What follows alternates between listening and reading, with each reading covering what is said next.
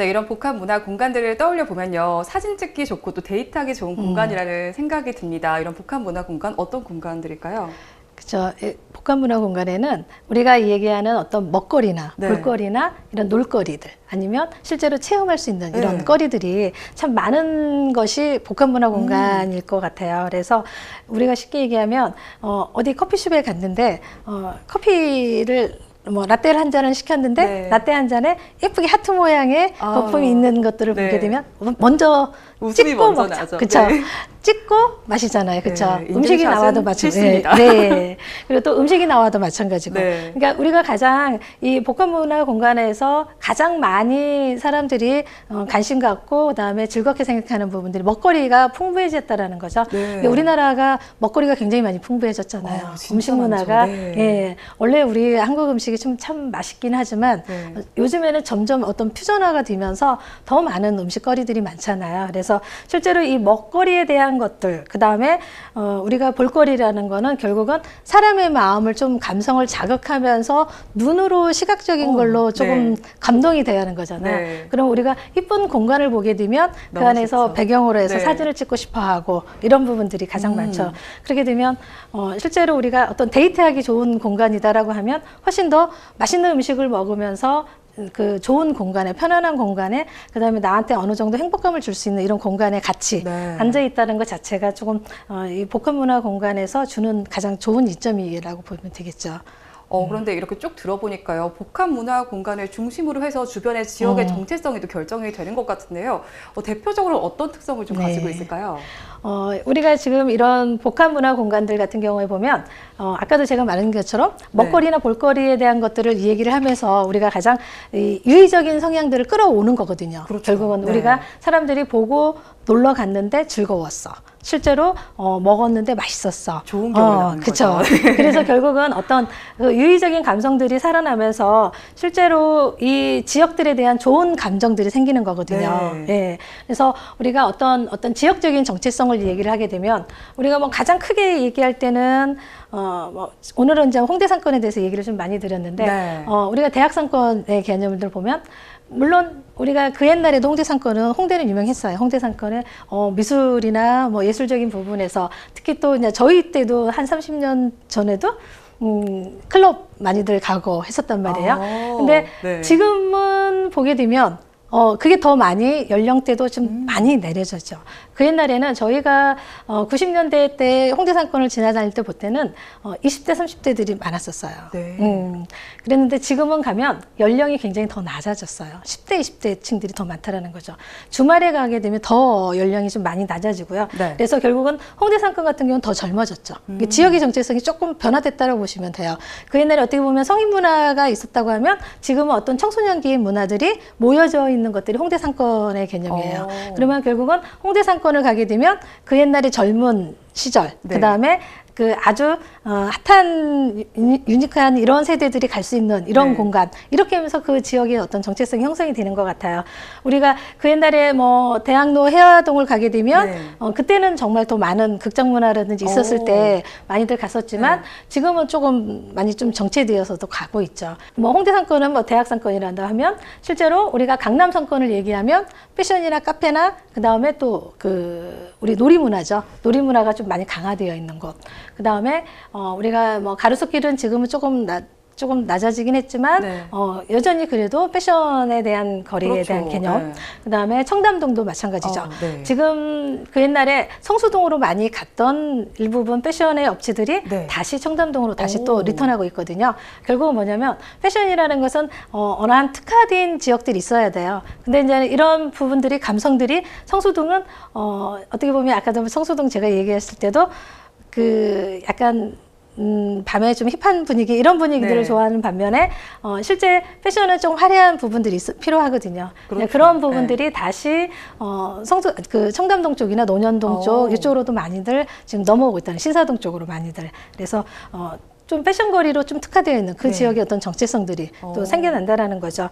그다음에 뭐 또 우리가 일반 상권들 같은 경우에는 많이 여러 가지들 뭐 네. 그리고 뭐 성수동 같은 경우에도 보면 뭐 아직도 지금 구두 이런 패션 잡화거리들은 네. 아직도 있거든요. 그리고 또 이제는 먹자거리, 먹재 상권에 대한 것들도 보면 네. 뭐 대림창구나 성수연방이나 이런 쪽에 가게 되면 또 굉장히 많이들 또 네. 상권들이 형성이 돼 있죠. 네, 사실 제가 카페에 굉장히 관심이 많은데 네. 이 성수동에 요즘 핫한 카페가 다 몰려 있다고 맞아요. 소문을 많이 예. 들었습니다. 그 작은 빌라들을 개조해서 카페로 공간으로 만들어내고 네. 그 다음에 성수동에 가게 되면 우리가 가장 그 좀 일반인들이 보기에는 이런 빌라 작은 허름한 빌라들 네. 사이에 카페가 있네 이렇게 많이들 맞아요. 생각을 네. 하거든요. 근데 지금 현재 골목골목이 그렇게 형성이 되고 있어요. 그래서 인쇄 출판 업체가 한쪽에 있으면 네. 그 옆에 정비 공장이 있고 네. 그 사이에 코너에 카페가 있고 네. 약간 뜬금없는 공간이라는 그쵸, 생각이 그쵸. 드는데 네. 전혀